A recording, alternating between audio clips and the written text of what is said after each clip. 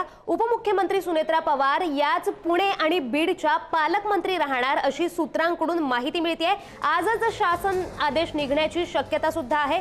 उपमुख्यमंत्री सुनेत्रा पवार याच पुणे आणि बीडच्या पालकमंत्री राहणार असल्याची माहिती आता सूत्रांनी दिलेली आहे। आजच शासन आदेश निघण्याची शक्यता सुद्धा वर्तवण्यात येते। तर या संदर्भात अधिकची माहिती देत आहेत आमचे प्रतिनिधी सुशांत सावंत। तर सुशांत, काय सांगाल, काय अधिकची माहिती?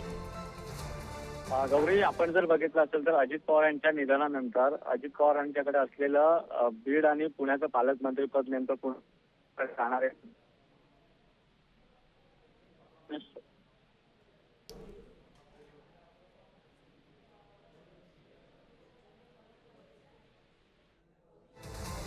तर आपण पाहतोय की सुनेत्रा पवारच आता पुणे आणि बीडच्या पालकमंत्री राहणार असल्याची माहिती मिळतेय।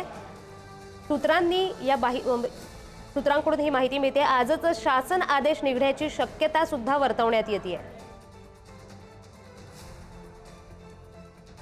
तर आताच्या घडीची मोठी बातमी आपण पाहतोय, सुनेत्रा पवार याच आता बीड आणि पुणे या जिल्ह्याच्या पालकमंत्री राहणार असल्याची माहिती मिळते। आजच याबाबत शासन आदेश सुद्धा निघण्याची सूत्रांकडून माहिती मिळते।